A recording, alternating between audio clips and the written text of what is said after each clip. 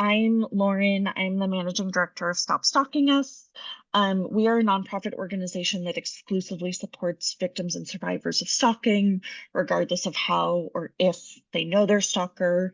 Um, and through talks like this, online support groups, advocacy, we are building a really powerful community and changing the conversation around stalking. Stop Stalking Us and Right to Be both believe in the power of sharing our personal experiences as a way of making sense of the world around us, connecting with others, teaching others about issues by hearing from those who've experienced it directly, breaking silos of isolation and shame, asking for support, and starting to heal. But we also know that for many victims and survivors of stalking, especially those with other identities that have been marginalized, it's not always an easy or safe decision to speak out publicly. So we're very grateful to be joined today by our founder, Lily Baldwin, Ana Nasset, Dasia Sade, who have all been targets of stalkers, who have all shared their stories publicly in different mediums. And yeah, we've talked about this a little bit, but we'll end up through the conversation talking about each of the really horrific things that each of you had to endure. But today's conversation is less about the specifics of what happened or is still happening, and more about understanding how and when you decided to share your story publicly, what the response was, and how your experience of speaking out has impacted you. So I'm going to hand it over to Ana from Right to Be, who will lead our conversation today. Thank you, Lauren. Hi, everyone. I'm very honored to be here. My name is Ana Velasquez. I use she and her pronouns. And I work for Right to Be, which is an organization working to end harassment in all these forms. I can tell you a little bit about the work that we do. A lot of our work focuses on bystander intervention strategies and how to empower people to become allies in case they see or witness harassment. And we also teach people how to respond to and heal from harassment. And as you mentioned, Lauren, we strongly believe in the power of storytelling as a tool to support healing and reduce trauma. And in fact, Right to Be started as a blog to collect stories of harassment in 2005. And we continue to collect the stories through our website. We have a platform where people can share stories of harassment and receive support from a community of vetted bystanders. And really collecting stories has been key for our work in combating harassment. It has helped us understand the nature of the problem of harassment, the types of harassment people are experiencing. And something very valuable is that we started to use the stories to identify some of the solutions or some of the ways we can support people. So for example, we use the stories to create the scenarios in our bystander intervention trainings and reflect on possible ways to respond considering these stories. So really stories help us move towards solutions, towards creating tools to support people experiencing harassment and also empowering others to become allies. We have received over 32,000 stories since our founding, and we want to continue to collect the stories as a tool for healing and to create impact. Of course, we were also aware that being vulnerable and sharing your story is not always easy, as you were mentioning, Lauren. There's a lot of strength in deciding to share your story, to raise awarenesses about problems like stalking in this case. But we really believe that when you share your story, you're helping others by validating them in their own experiences and letting them know that they're not alone, that there's people who have experienced similar things. So that's why I'm so honored to be here today and to have the opportunity to connect with all of you and talk about the impacts of sharing your stories and your experiences with stalking. So thank you so much, Lauren and Lily, again for inviting me to be part of this space. And thank you, Ana and Dasia, for joining. So yeah, I think with that, we can kick it off. I would love it if we could start with some short introductions from you. So could you please tell us a little bit about yourself outside of your experiences of stalking? And yeah, wherever you feel comfortable sharing. And yeah, whoever would like to start first, please feel free to jump in.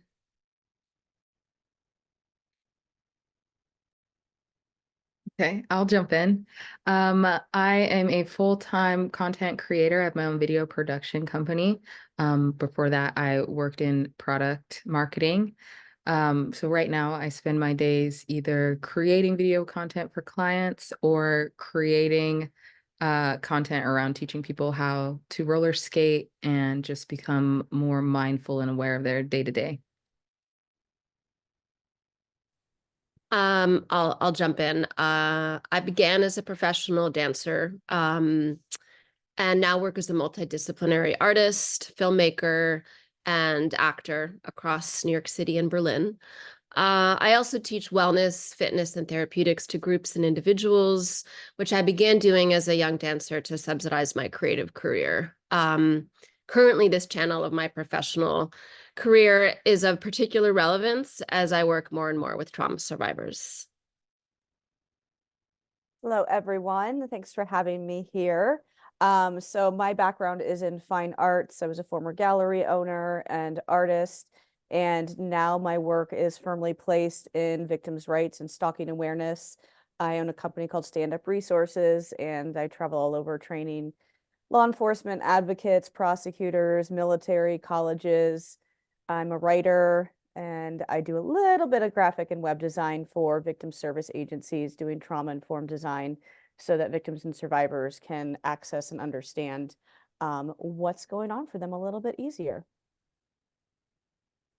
Thank you all for sharing. And I would like to start by asking you, when did you first share your story about what happened to you, your experience with the stalking, and what led you to speak out publicly that first time? And Anna, I would like to start with you, as I know you didn't talk about your experience with stalking for a long time. So what made you speak out when you decided to do it at the end?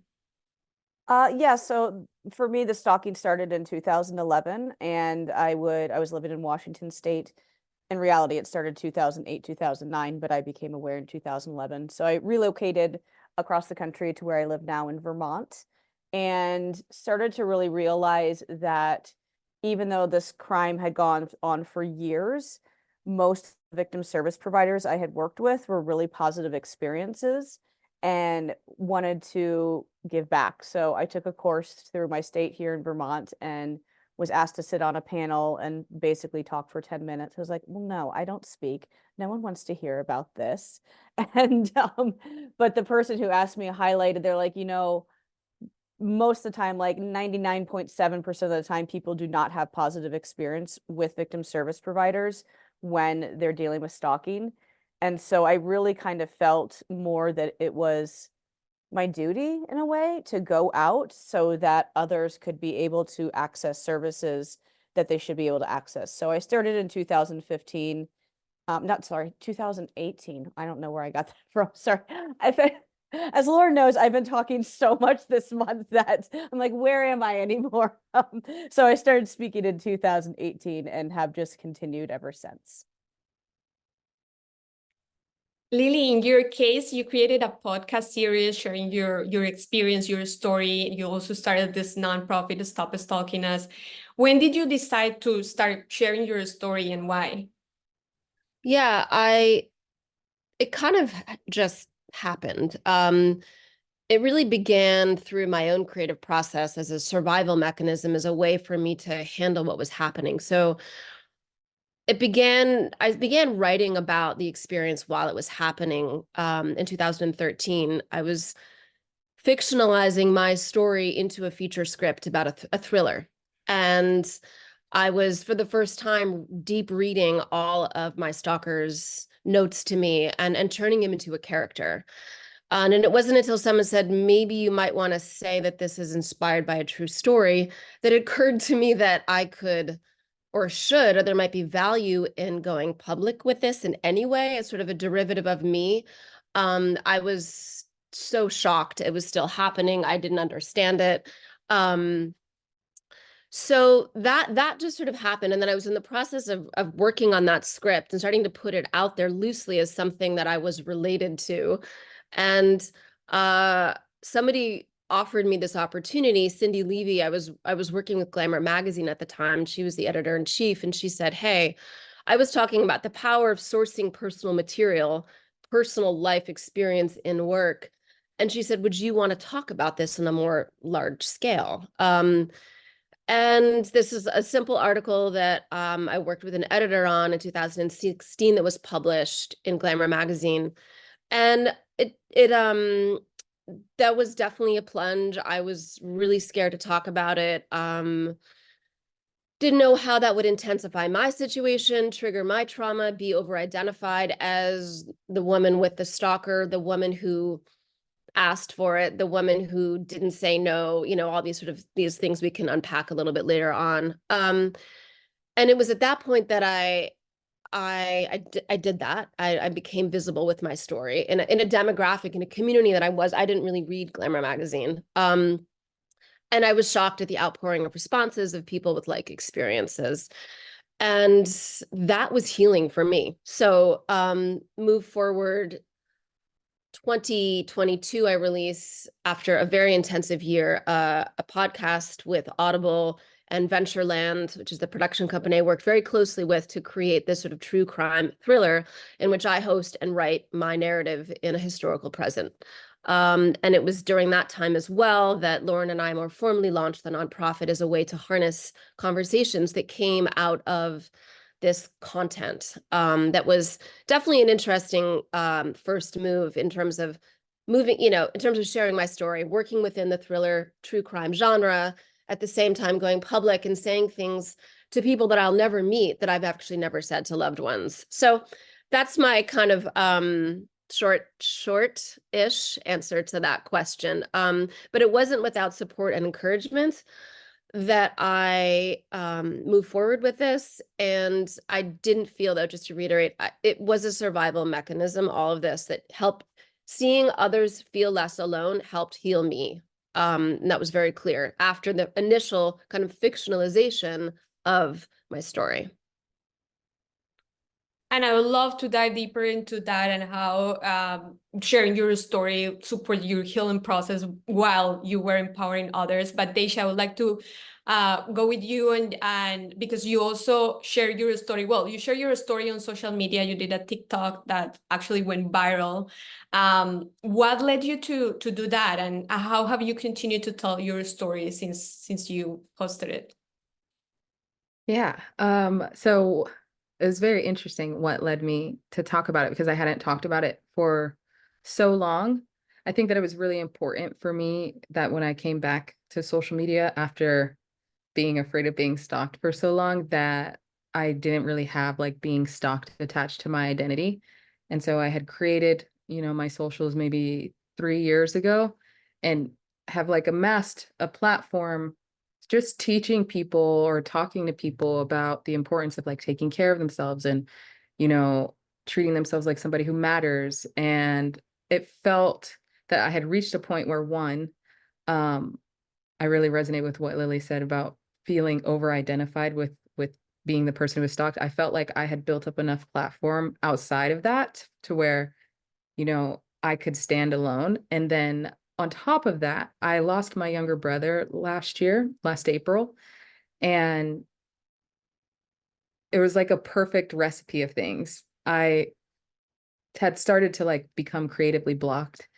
And I realized like part of that felt like it came from me being inauthentic in this area. So I'm teaching people like how to do all these things and, you know, how to put yourself out there and to gain their confidence. And it's like, I could say that it's because of journaling, and it would be dishonest that it wasn't just because of journaling or because of all the self-help books that I had read. It because I had been through this event that had made me have to consciously choose my life.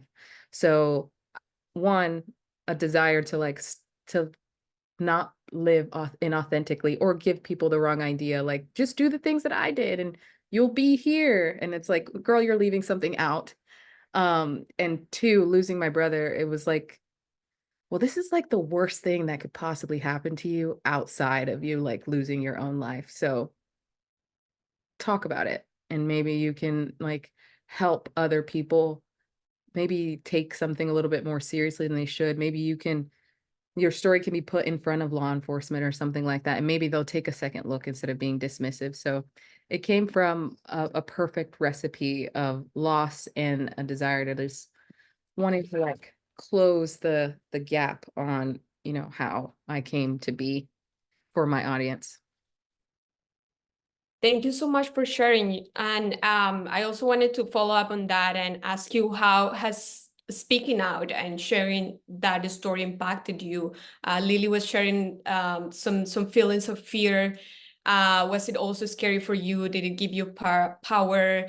What can you share about how did it make you feel and how it impacted you when you share it? I feel like it was like a deep sigh of relief because I was always afraid of people finding out anyway. Like people can do weird things and they'll link things together. And I was always dreading the day I'd get a DM and someone be like, oh, is this you? You know?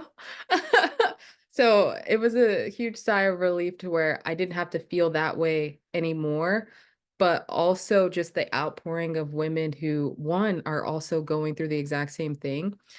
But it was incredibly healing because you spend a lot of time beating yourself up and blaming yourself and saying, what did I do to do this? And, you know, did I smile too hard? Did I lean in too much? Did I express too much interest? Did I not cut this off as sooner?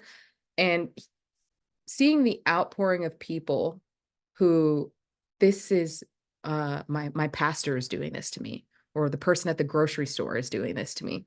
And it just really brings you down to size, so where you're not making yourself the center of all of the horrible things that have happened to you. And then also being able to be a voice for women. I've had women reach out and be like, my sister's missing, can you share this? And like things like that have really helped me feel like, okay, this was a step in the right direction. But it's very scary, especially because the person who stalked me continues to like get light slaps on the wrist and like be in like sleepaway camp instead of prison. But it's like I can't allow myself to live in fear or allow any more time to be stolen. Anna, how was the experience for you of sharing your story? How did it impact you? I put a lot of thought into it before I did so. I really sat down, I talked with friends from where I used to live, like just really put a lot of thought into this. And once again, just felt like, okay, if I can go out and train and other people can be listened to and get the services they need, then I'm going to do this. But at that time, the stalker was not in prison. He currently is serving a very long sentence, which is great. But I was also very concerned because for me, whenever I involve the legal system or do different things, he takes that as a sign that I want to be with him and it amplifies it. So within going out and speaking or writing a book or, you know, going on shows, doing whatever it might be, I've always had to go, is this in the long run going to put me in more danger? Now I've outweighed that and I have all my plans and this and that, so I'm okay. But I also really resonate with what Dasia said of like, this allowed me to step more fully into myself and to understand myself and for others around me to understand me better. And, you know, to understand that if you're with me going out to eat, you should ask me where I want to sit first because I'm going to want to sit with my back to the wall. So now people understand to just do that and I don't have to explain myself. So some of those little things, it was like, I can fully be in myself. I can work to help others. And I had to put a big plan in place for the future around that. And Lily, you also, well, you share a little bit about how you experienced fear, but also how it was very healing for you when you share your story. And I'm curious to know if you're thinking, or how has your thinking about speaking out and how you feel about that change over time? Because I feel that there's like different stages in that process where you have like different feelings. So how has that changed for you? Great question. I also just want to respond to just for a moment. The idea, Dasia, you were talking about is just you're done with the time, or like there was a phrase you used, like the fear of, not the fear, but the resentment of losing time or wasting time over this. And I just wanted to say that that's particularly poignant for me as in terms of wanting to using my voice and kind of amplifying the issues is a way for me to handle my anger and the rage for how much this has taken.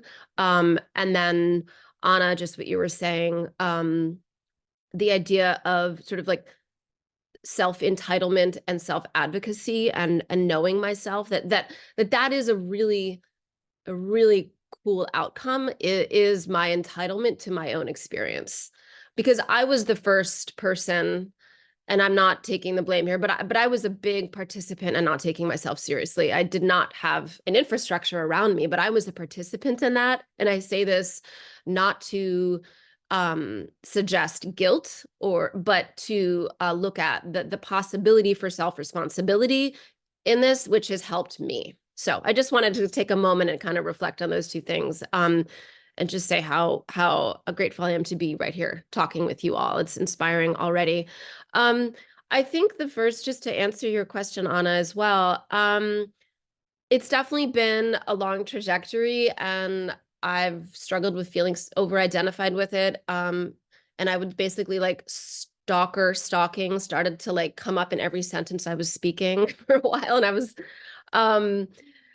so I've been in and out of this conversation with myself. Let's see, how do I explain that a little bit more? How to be in it, but not of it.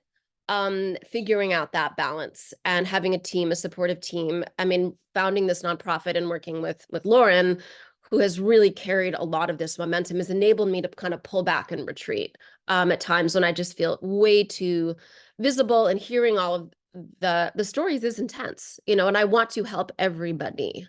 So how do I prioritize myself in that? And that's something I've been just navigating. Yeah, I feel like you had a more specific angle on your question, just sort of the trajectory of how I've handled being visible. Is that? Yeah, no, it was more about like how has your thinking about sharing your story has shifted, or how has your feeling of sharing your story has changed over time? I think it was initial fear, and then after I did that, the first visible step, it's pretty much stayed positive in terms of, I mean, more issues have come up with my stalker, but I still feel really good about being visible, and it's a privilege to feel safe in my visibility. Or do I feel safe I have been safe thus far.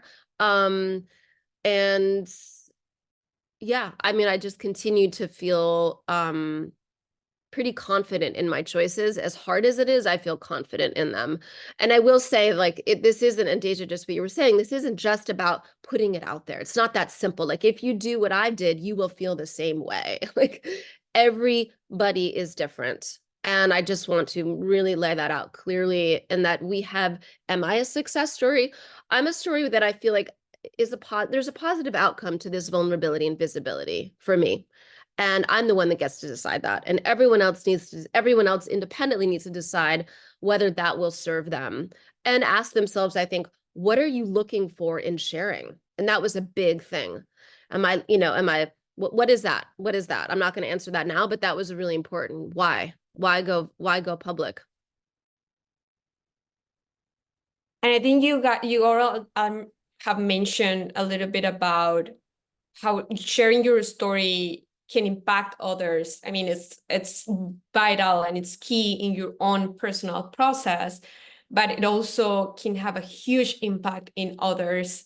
And one of the reasons why we think storytelling is so important is because it can help others to feel connected to your story, to other people who are experiencing similar things. It can help build empathy. But as you said, yeah, the responses can be very different for like each story, each case, like the person who are listening to that story.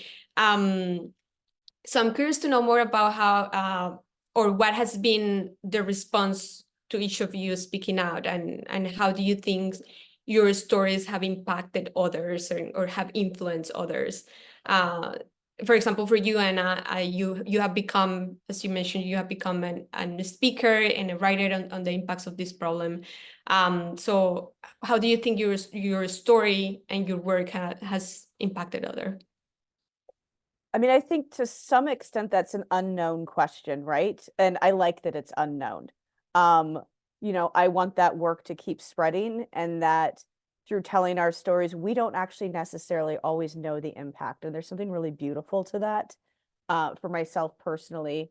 But I would say that, you know, I mean, so much of the response is positive. It's that connection, especially writing this book and having that come out. And I talk about other forms of gender-based violence in it as well. And I think that one was really interesting to me, was to receive messages from a male I know who's in his 50s. It said, after I read your book, I told my sweetie over dinner about what happened to me as a child, and I never told anybody in my life before.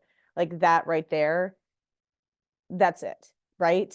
Or being able to see how law enforcement here in Vermont, who when I went and reported them to them years ago, did a horrible job. I got to see a couple of really, really, really positive jobs that they did recently. Like that to me is why we do this. And you know, we have our fallout and all those things that we deal with personally, but that's why we keep going. Or, you know, I was just in DC last week at the White House and working with DOJ. Like, to hear them take us seriously, that's it right there. And that's why we keep telling our story. Dasia, how has been the response for you? Has it been mostly positive, or have there been negative parts as well? Like, what were some of those responses that you would like to share? Yeah, so for the most part, they have been mostly positive. I think some of the impacts that I'm able to like see firsthand come from when people message me and they share that they, you know, I read one the other day was like, I choose to live differently now because of this. Or, you know, I'm taking the steps to defend myself, or I'm taking the steps to not allow this to have any power over me. So I feel very grateful to be able to see it on an individual level. There's always going to be negativity, and I think that that's just from people who have been lucky enough to not have life break their heart yet. And you know, you take it in a stride. It is what it is. But I do feel like the overwhelming positive impact is much greater than the negative. Lily, I know you shared a little bit about the responses, but is there anything else you would like to share about that? And yeah, what kind of responses did you receive when you share your story? Yeah, I just want to also reiterate, Dasia, what you just said about the compassion you had for the negativity was around those people that have not, that, you know, have been lucky enough to not have their heart broken. That's a soundbite I'm going to take with me. I think one thing that I guess what I can add to this is, yeah, there's always negativity and critique and sort of this concept of pity porn. And, you know, like where are we putting our vulnerability and how are we using it to commodify ourselves? And, you know, there was a while where I was not posting I mean, I was just like mute and invisible with my experience. And then there's people that really seek help on, you know, social media. We can, you know, start there. And I just think that's a big can of worms. I don't want to go deeper into that, but I just want to flag that there's a lot of negativity that can come from being vulnerable. And also, in terms of my podcast, the interesting thing for me was that it wasn't just about sharing my story. I was actually making something with a large engine to be consumed. It was commodified. It was like very, okay, what is true crime? How I was aware of an audience. I was aware of wanting people to keep listening. You know, as a storyteller, as a creative maker, as a performer too, it's like, I want I wanted it to sell. But at the same time, I was sharing something, it was like sharing a journal. And I started working on this in, like, you know, in the pandemic, recording and writing in the solitude of my closet. So that was a conflict in myself of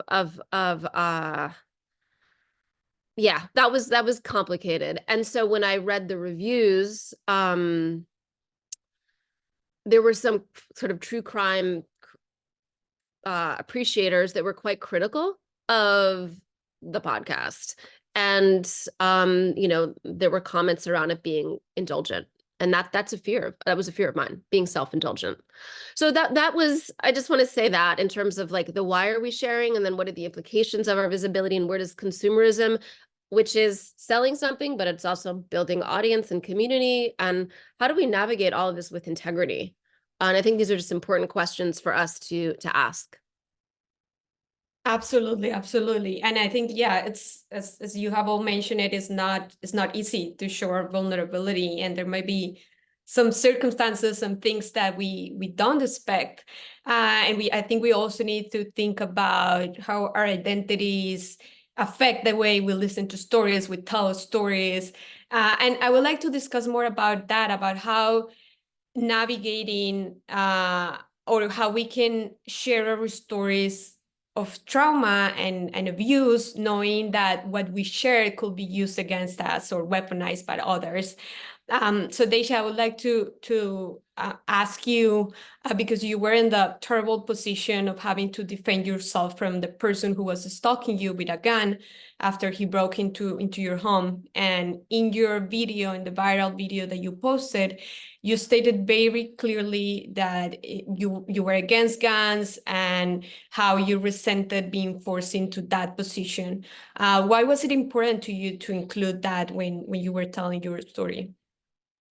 For a couple reasons. So it was important for me to state my initial stance of being against firearms, because I think it's important for people to like be able to resonate with the fact that I was not some, you know, red-blooded American who's gunslinging. No, it was the exact opposite. Firearms had impacted my family greatly, and I was forced to make this decision because I really wanted to highlight the fact that you now have your moral structure being impacted by this event. Someone is causing a situation in your life that is causing you to have to change your morals and your ethics and your values, to where I had to make the decision to own a firearm, even though it was the last thing that I wanted to do. And two, because there's trauma porn. People love the idea of, you know, being a vigilante, and I just didn't want my story to be painted like, oh, this was this exciting adventure John Wick thing, when it was actuality very much a nightmare. And I wanted to express my frustration at having to get to this point as a 21-year-old girl, making the decision to choose between my life and someone else's, when I had done everything that they had told me to do. Everything that they said, I did it and then some. And it wasn't until a detective looked me in my face and said, well, maybe you're just misunderstanding things. I had a chance to talk to him and it doesn't sound that bad. Where I was like, oh, okay. So I wanted that to get really clear, that this wasn't a thing where I was like trigger happy or gung ho to have to make this decision.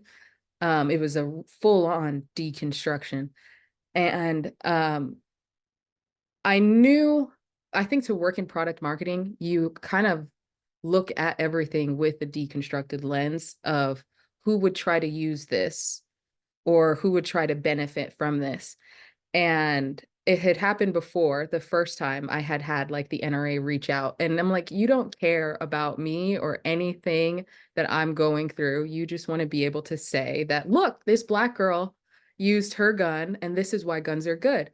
And a lot of people will become angry at that, and they will hear, oh, you're saying that guns did this and a gun saved your life. And it's like, I don't feel good about the fact that I had to shoot someone, and I don't care who feels any type of way about that. I don't feel good. I don't feel proud about it. I don't feel empowered that at least I live in America and I had the chance to do. I don't feel good about that.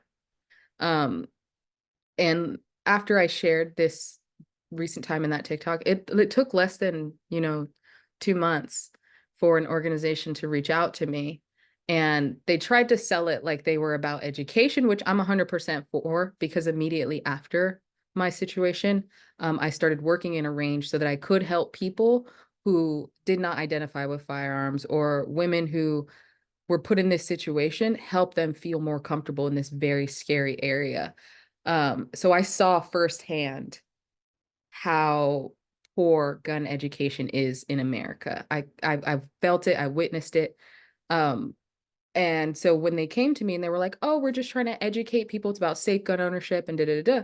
And I'm like, okay, cool, let's talk. I did the due diligence of going to check their socials, and it's all fear mongering. It's all, people are breaking into your homes and just fear warmongering. Nothing was about education. Nothing was about, hey, here's what you should do if you're in a situation where someone has a firearm and it's an unsafe situation. Nothing was about that. And so I had to let them know, if you come back to me in 8 months and your platform is geared around educating, then we can talk. But right now I can't be associated with this simply because you would like a black face justifying your position on why we should have guns in America and no regulations whatsoever. So it was very, very important to me to not allow the experience that I went through alone to be used to push or influence, someone else's agenda, because there's people waiting for that. They're waiting to be like, well, this person, and it's like, no, you can't, I can't justify that. So it was very, very important for me to make that clear. Thank you so much for sharing. I think it's very unfortunate that you have had to come to such an end. But I also think that it's very important to remember that anyone who experiences any type of harm or abuse shouldn't be responsible for avoiding that abuse, for responding to it, for protecting themselves.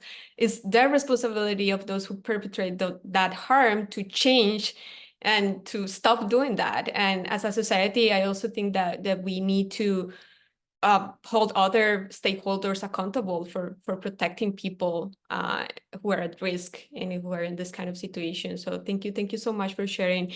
And Lily and Anna, I know this come up in your own stories where it's very clear that the people who stalk you suffer from severe mental illness. And I wanted to ask you, how have you balanced your personal feelings about the help and support those with mental illness need, and your experience with the legal system, and also with your right to be safe and free of harm? Yeah, that's a great question, and one that I really very much from day one was at the forefront of my mind. The man who stalks me happens to have a very specific type of schizophrenia. It's manifested into erotomania. And from the very get-go, from I was going to be speaking on this panel, one of the other panelists happens to also have schizophrenia. And so I asked if we could meet up and talk. And just because I wanted to make sure from the very start that I was handling that correctly, because most people with mental health diagnosis can live beautiful, happy, healthy lives. He just can't, right? And so I always try and be really careful to make that distinction. And it is really challenging because, we have a criminal justice system where, yes, he is in prison and that's where he belongs, but we have a criminal justice system that needs to be restructured in every way so that people with mental health diagnoses aren't necessarily in prison, not necessarily on the street either. But it's such a nuanced situation.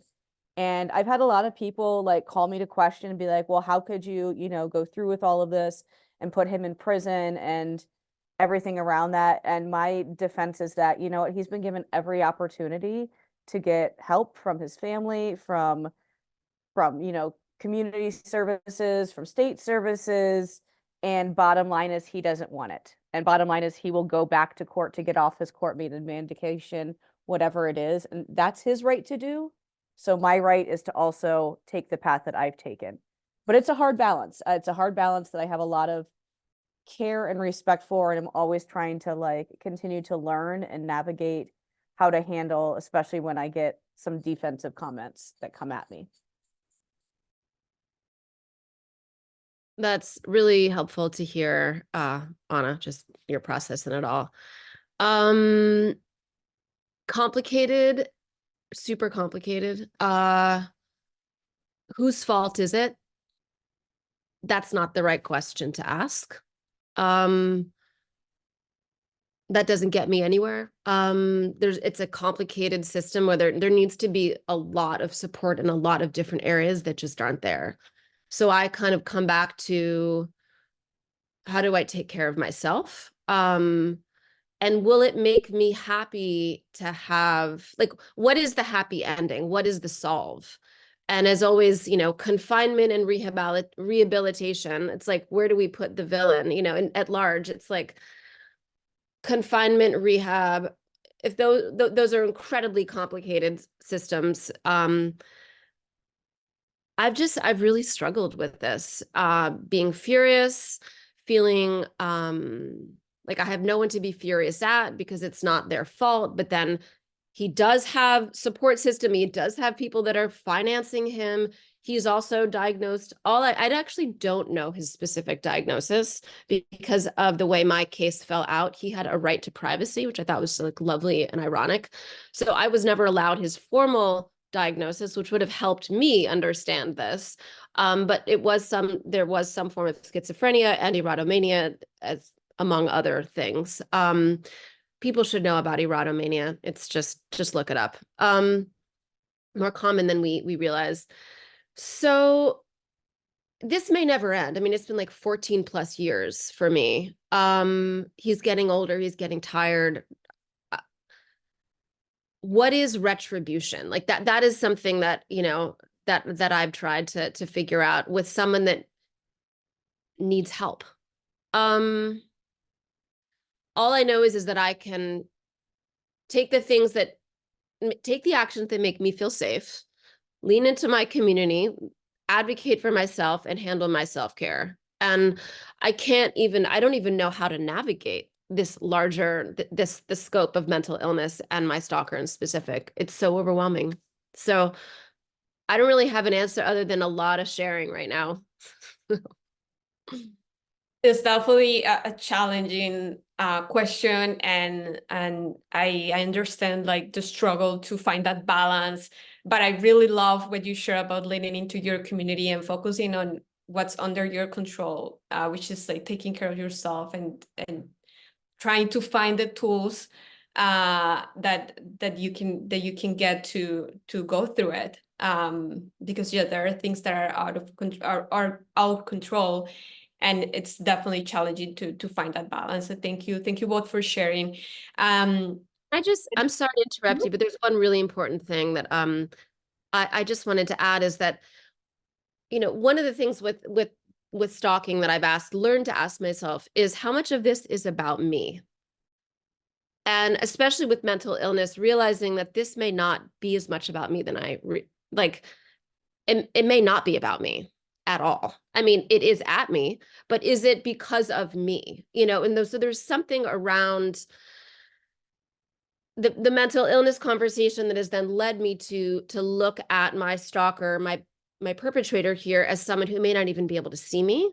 That has actually been helpful for me in my handling, my self-healing. So I just wanted to bring up that for 1 second. Thank you for letting me jump in there. Of course, thank you for adding that. I know, but we have talked a lot about both the challenges and the impacts or the benefits that we can get from sharing our stories. But is there anything you wish you had done differently when you were speaking out? And Dasia, we can start with you.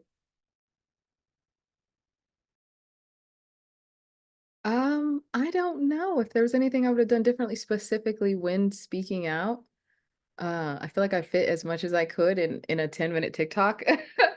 I don't know if there's anything that I would have done differently. If anything, I think that I did just exactly what was needed, specifically at that time. Yeah, I don't think there's anything I would have done differently.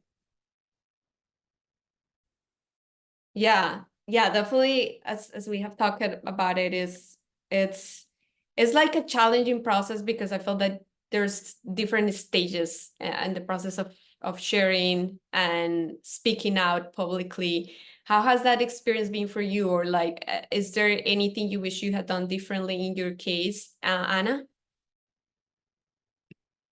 I'm kind of the same from the beginning. I don't think so. And because my speaking was really beginning entrenched within studies of victims' rights and victim services and learning these different systems at play. I'm really grateful that I happened to come into it from that lens. And so I feel good about that. I would say now there are things I'm learning to do differently. Like I shouldn't be, traveling to 3 different states and sleeping in 7 different hotel beds and, not taking care of myself and living off of Luna bars for days at a time. I'm learning more of the how do I go out, because if I'm not at my best, I'm not going to give my best, right? So how I'm learning more of taking the flight that's at 9 a.m. instead of 6 a.m. Saying no to something if I can. I'm really grateful for having, the ability to be hybrid and to not have to be in person all the time. So I think I'm really learning kind of what is the next phase of this for myself and excited about some things. But from the beginning, I feel really pretty positive about how I came into this. Can I jump in? So sorry, you rattled some things loose for me. I think when I was sharing immediately after, I would have spent less time responding to negativity. Like I was receiving so much positivity, but my brain would hone in on the things that were like, okay, well, what did you do then? And I'm like, and I think it was because I was so hurt and shocked at like, I'm like telling you, and I feel like I've been clear that this had nothing to do with me. And for people to still find a reason or a justification for them to be able to say, oh, this would never happen to me because and I think I just would have spent a little bit less time like responding to those people, giving them time, justifying myself, justifying, oh, people were like, oh, well, if, I had shot him, I would have done this. And it's like, you have no idea what you would have done. And I wish I had not had given them that much power and instead poured that into the people who were being supportive, because I feel like immediately after it had such like a quick meteoric rise that I kind of like withdrew a little bit. And I was like, oh my goodness, maybe I made a mistake. And it's like, I didn't make a mistake, but I wish I had spent a little bit less energy in that little blame cycle. And I'm glad you were able to identify that blame cycle and how to get out of that. Because yeah, that also is part of the process of sharing your story, as we have mentioned it in this conversation. I know we're almost out of time, but I wanted to start wrapping up this session with my last question. And that is if you have any advice for other people who want to share their stories, whether they want to do it anonymously or not.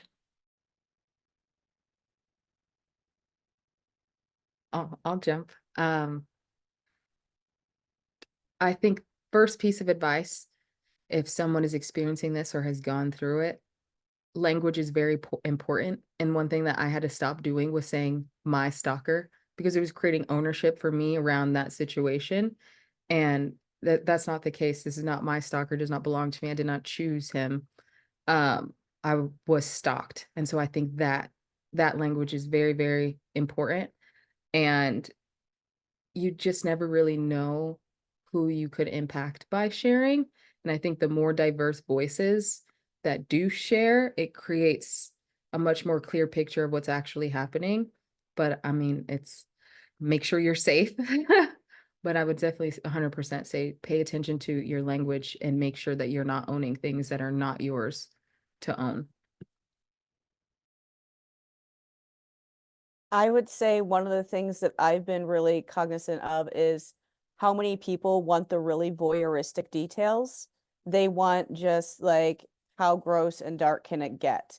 And that for me is something that I don't do.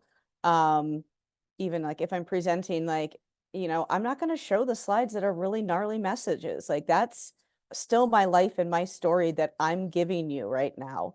And so I try and be cautious with that.